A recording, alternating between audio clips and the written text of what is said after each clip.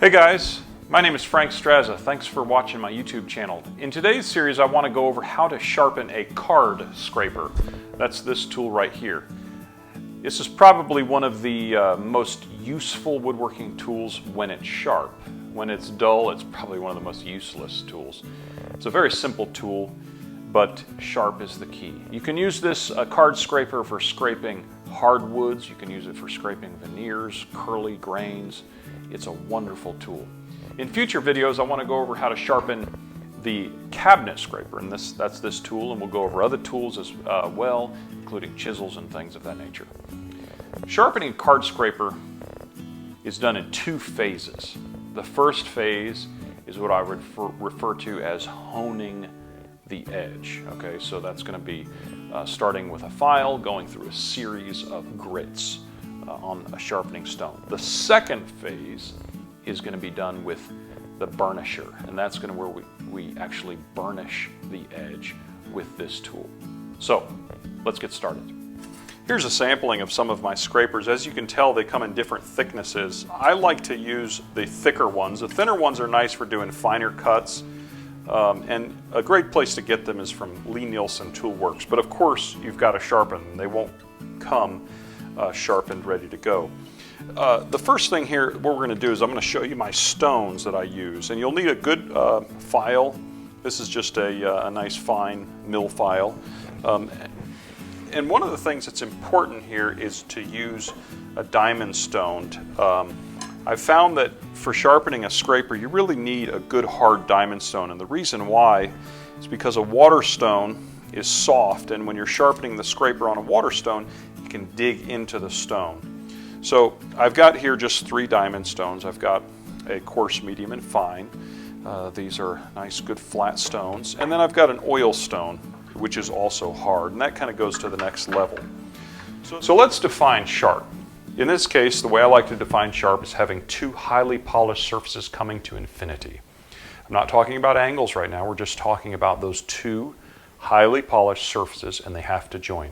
In this case, in a scraper's case, we have the face and we have the edge. So the face, in this case, has to meet 90 degrees with the edge. So face, edge, 90 degrees. In the case of, say, like a chisel, you've got 2 angles in this case, but again, 2 highly polished surfaces. So this polished surface is meeting this highly polished surface here, and it's creating an angle. In a chisel, of course, you've got to have an angle, because if this was 90 degrees, it wouldn't cut effectively, so you lower the angle and you have an effective cutting tool. So the first thing I'm going to do is I'm going to apply a little bit of water. This is water with a little bit of soap, and that just put that right on the diamond stone. It just helps float the particles away. I'm going to start with the fine stone, and I'm going to work the face. Okay? And what I'm doing in this case is I'm removing any subtle burr that may be left there. And again, just polishing the face.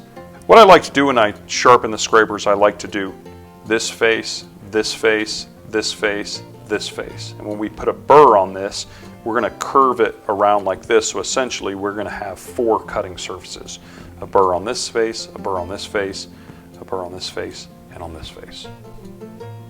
So you can see here, I've got this edge polished, and this edge, and this edge. The goal here, of course, is, again, we want a highly polished surface to meet another highly polished surface. So you can see, if you zoom in here, you can see the polish right there meets all the way to the edge.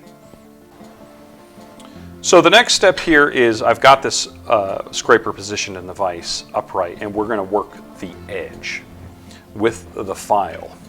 And I'm holding the file like this, pinching it between my fingers, and I'm holding it as close to 90 degrees as I can. Of course, the file only cuts on the push stroke, so I'm working it. And the goal here is to create a perfectly flat edge on the top of the scraper. You can even hold it like this. I'm using, again, my fingers to brace against the edge of the face of the scraper and then hold the file. So how do I know that I've gone enough with the file? Well, what will happen is you will feel a burr on either edge. And this is super important. I think this is probably one of the mistakes that a lot of people make, is that they don't go enough with the file initially.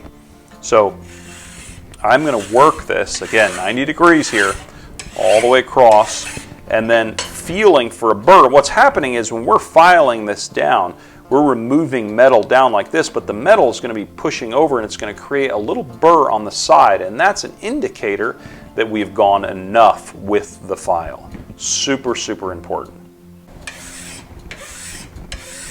I want you guys to see the top of this, and another indicator is if you see an even scratch pattern all the way across, that's also something that's good. So the first thing that I'm going to do here is I'm going to remove the burr that we created with the file. Again, just on the stone like this. Doing all 4 faces.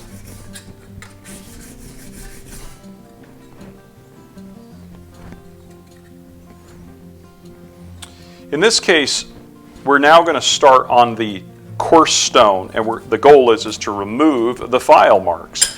But we want to keep this 90 degrees. I like to hold this at an angle, so I'm not working it directly like this. By holding it at an angle like this, it creates more stability. So how do we know that we've gone enough on this coarse stone? Well, there's a couple things. We can look at the scratch pattern, and the scratch pattern obviously is going to be different from the file to the coarse stone. So if you can look at it in just the right light, you can see sometimes if there's a variation of the scratch pattern. I can see a little change right there, a little change right there. You can kind of change it in the light and you can see that. But really the biggest thing is going to be feeling that burr. And when you feel a burr, again from the coarse stone here, then we know that we're ready to move on.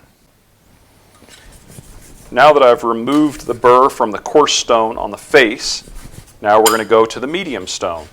Again, same thing.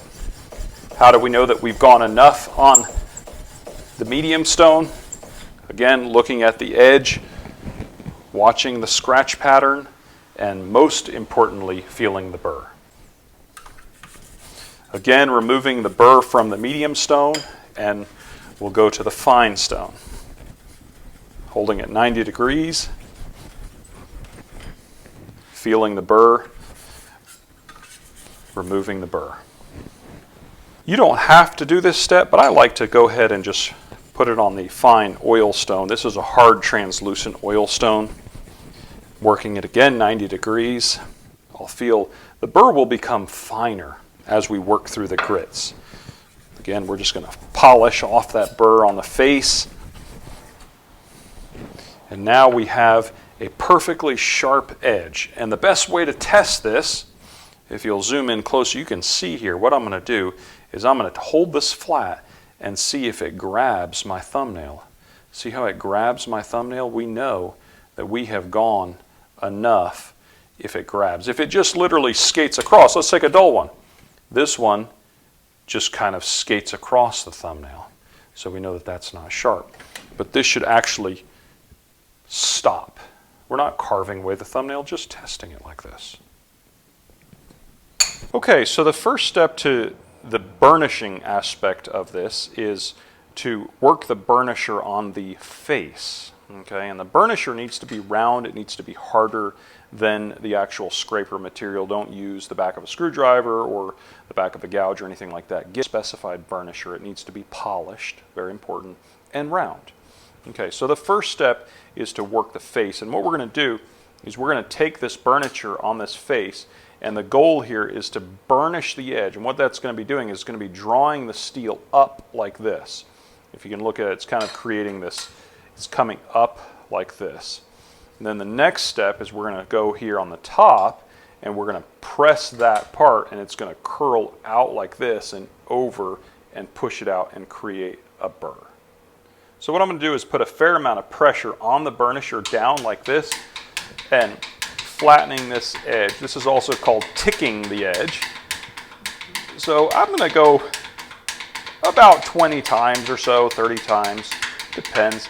again, I'm trying to draw this steel out. I'll flip it over and do the same thing on this face. I'm putting a fair amount of pressure. And again, over here.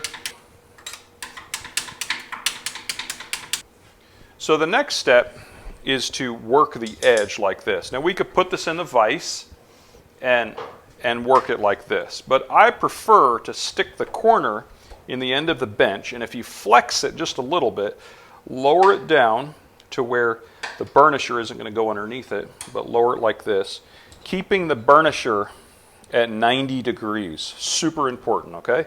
Now I'm going to curl the burr over to about 3 degrees maybe, just slightly. If you go too far, it's going to make a weak burr. It's not going to work effectively. So barely. So watch this. Okay, again, I'm looking here, 90 degrees. I'm still at 90.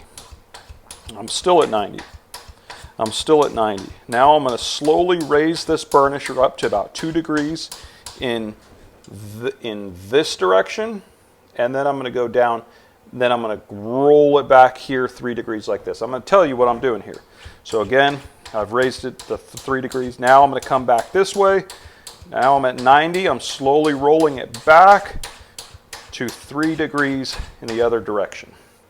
Now that puts a subtle burr. It's actually taking the steel and pushing it over like this. It's a different burr than what we got when we created the burr on the stone. The burr on the stone was created by actually the meeting of the face and the edge with the stone. This burr is actually pushing the steel over and creating a micro hook that's actually going to do the cutting. Now I'm going to show you how I do it by clamping in the vise. And I prefer to do it the previous method, but this is another method. We're starting here at 90 degrees like this. Now I'm going to slowly roll it down about 2 degrees in this direction, then about 2 degrees in this direction here. And again, you could feel that burr.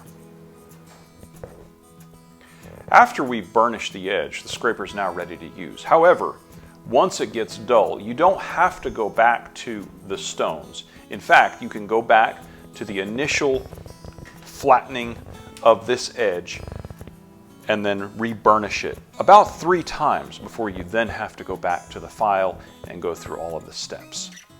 Let's see how the scraper works. I've found that the harder the wood, the better the scraper works. Doesn't work as well on softwood, although it will, but hardwood, curly maple, ebony, let's try it. Let's see how it works. The best way to use this is to put your thumbs directly behind the surface. You'll feel the angle, okay? This is about this angle right here. Thumbs behind, and we push it like this. Flip it over. Again, that's what we want right there, those beautiful shavings. You can skew it, you can work across the grain. Yes, it will heat up, but that's the advantage of doing all 4 edges. You simply just rotate the scraper. You can flip it over like this.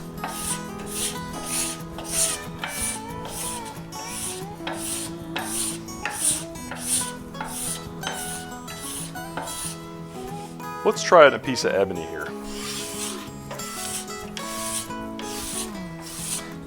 No tear out, a perfectly smooth surface. Folks, this is just a simple card scraper, and this is what you can do. You can work veneers, you can work exotic woods. This is what you can do with just a basic simple card scraper if it's sharpened correctly. Thank you guys for watching, and please feel free, leave a comment, ask any questions you'd like, and certainly subscribe to my channel and like this video. Thank you guys for watching.